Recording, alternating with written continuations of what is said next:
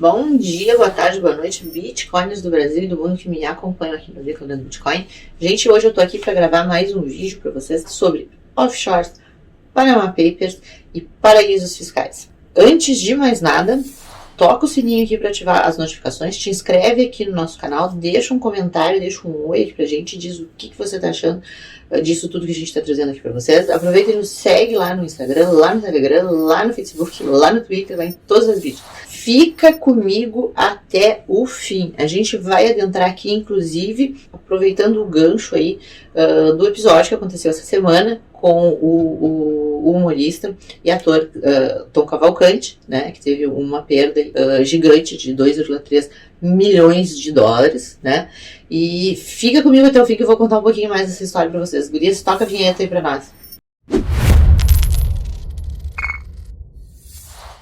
Gente, essa semana a gente teve aí a situação do comediante e ator Tom Cavalcante, que originalmente foi publicado lá na revista Veja, que ele teve uma perda, ele teve um sumiço dos fundos dele no valor de 2,3 milhões de dólares de um banco no Panamá para fundos de investimento em Belize, ao qual ele não autorizou, ou seja, ele teve 2,3 milhões sumidos, né, da sua conta, né? É aquilo que a gente diz sempre, né? Quando os fundos não estão com a gente, eles não são da gente. Quando as chaves privadas não são nossas, os bitcoins também não são nossos. É a velha história de sempre. Mas assim, eu não sei por que o Tom tinha dinheiro lá no Panamá. Não tô aqui para julgar o Tom, o fato em si, né? Mas por ser no Panamá, né? E por envolver as questões aí offshore, e desde já eu digo offshore não é ilegal, a gente vai falar nisso aqui também, né?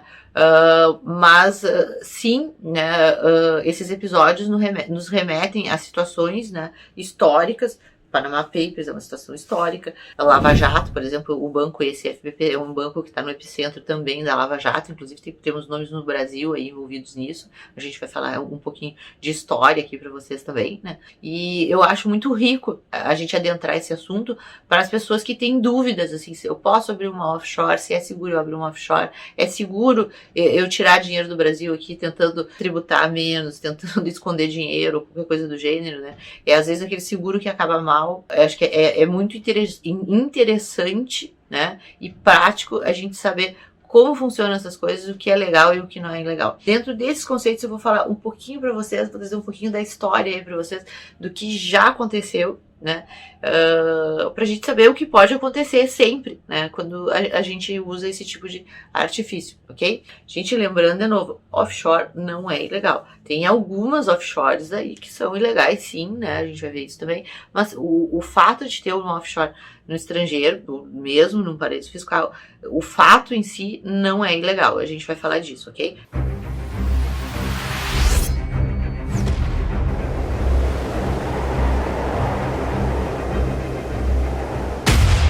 Gente, eu vou falar um pouquinho para vocês aqui o que é o Panama Papers, ok? Esse material que eu tô trazendo para vocês aqui é um material, inclusive, que é da Agência Brasil.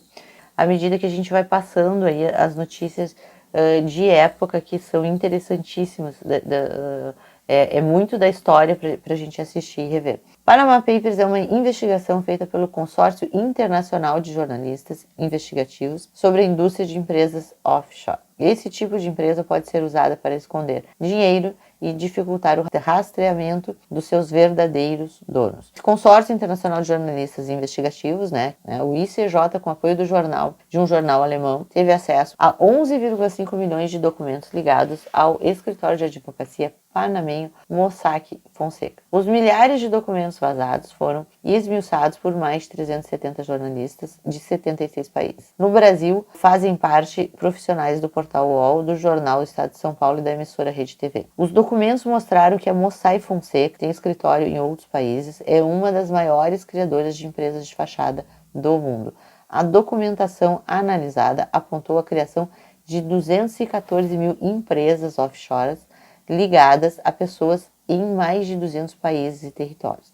A descoberta das investigações trazidas a público envolvem 140 políticos de mais de 150 países ligados a empresas offshore em 21 paraísos fiscais. Nomes de chefes de Estado, ministros, parlamentares de vários países aparecem no Panama Papers. A planilha, e-mail, faturas e registros corporativos apontam que as fraudes foram cometidas nos últimos 40 anos. A Receita Federal do Brasil informou que a criação de offshore não é ilegal e representa uma forma de investimento no exterior, sim, desde que as informações sejam declaradas. No entanto, caso o fisco constate tentativa de evasão fiscal ou de ocultação do verdadeiro dono dos bens, o contribuinte pode ser autuado e multado. Fontes revelam que os funcionários da Mossack Fonseca disseram, que, em trocas reservadas de e-mail, que a política da companhia é não atender pessoas que têm ou tiveram cargos políticos, ou seja, as pessoas politicamente expostas, né? Mas os jornalistas constataram que algumas das offshores, sim, foram utilizadas pelos políticos e seus parentes para comprar bens e imóveis no exterior. Outras serviriam para movimentar contas bancárias em países como a Suíça. No banco de dados do escritório de advocacia no Brasil, os nomes das pessoas classificadas no mercado financeiro como PEPs, que é a pessoa politicamente exposta, de acordo com o blog do Fernando Rodrigues, a Mossack atendeu a pelo menos 6 grandes empresas citadas na Lava Jato. Uma delas, inclusive, foi a Odebrecht. O cruzamento de dados incluiu 513 deputados federais, 81 senadores e seus suplentes, os 1.061 deputados estaduais eleitos em 2014 e os 424 vereadores das 10 maiores cidades brasileiras. Foram checados os nomes da presidente Dilma Rousseff e de todos os seus antecessores vivos, além dos parentes mais próximos. Os ministros atuais e ex-ministros do Supremo Tribunal Federal e de todos os tribunais superiores também foram checados, além de candidatos a governador e à presidência da República em 2014.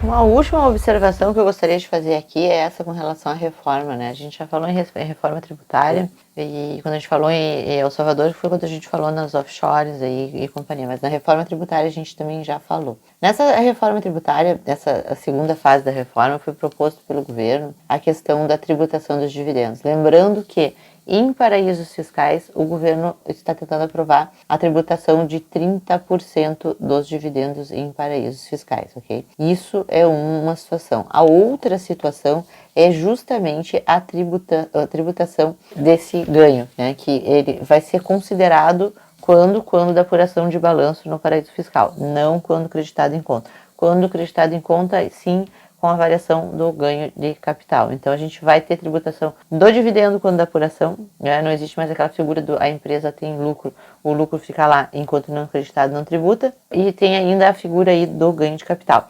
Gente, como eu falei antes aqui, cabe aqui a busca, aquela. Se vocês olharem no Google hoje como é que se abre uma offshore, vocês vão achar aí diversos advogados e contadores abrindo offshores no exterior. Como eu digo, o Google é uma fonte gigantesca, né, de contatos, né? Então ali vocês vão achar milhares de empresas que fazem esse tipo de abertura no exterior.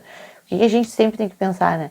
A gente sempre tem que pensar que ao fazer isso com uma empresa estranha, né, ou uma empresa inidônea, né, eu não sei como é que foi que o Tom fez, como é que foi né, imagino que o Tom tenha grandes advogados para ter feito isso, não sei de que forma ele fez isso, mas tu sempre está contando com terceiros, né? Tu tem um terceiro que é um escritório envolvido, tu tem um terceiro que é um banco lá no exterior envolvido, tu tem sempre a figura humana envolvida, e isso é uma coisa que me chama muita atenção. Por que que a gente gosta de Bitcoin? Por que a gente acredita tanto no Bitcoin, né? A gente acredita tanto no Bitcoin justamente aí pela questão da tecnologia, da segurança da tecnologia, né? Essa segurança da tecnologia que o Bitcoin nos traz é uma coisa sensacional. Essa não intervenção de terceiros, né?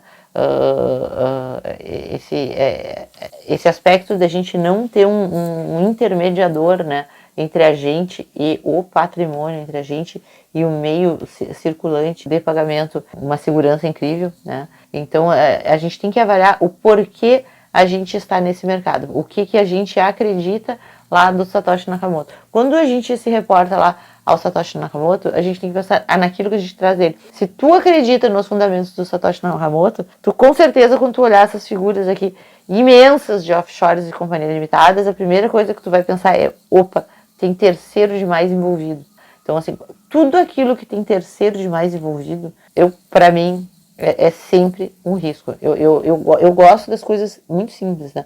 Então eu acho que a simplificação das coisas é sempre o melhor caminho. Não sou contra abrir offshores, não é isso. Tem offshores que funcionam de forma estritamente legal. Agora, a depender do objetivo, pensar bem naquilo que você está fazendo com o seu patrimônio quando você deposita isso na mão de terceiros em um país estranho, um paraíso fiscal, onde tu dá poderes para outros, inclusive, né, gerirem isso para ti, às vezes para ti não aparecer. Então, o risco de perda aqui é sempre muito grande. É uma situação extremamente delicada, claro que aqui a gente está falando no caso de uma pessoa com uma condição muito melhor, né, mas assim, é uma situação extremamente delicada para o cidadão comum. Então, assim, pensem 1 milhão de vezes antes de adotar isso como uma medida, né, para se economizar qualquer coisa. Na maioria das vezes, tu acaba não só não economizando, como tendo o gasto com a manutenção da offshore em si, né, com manutenção de conta, etc.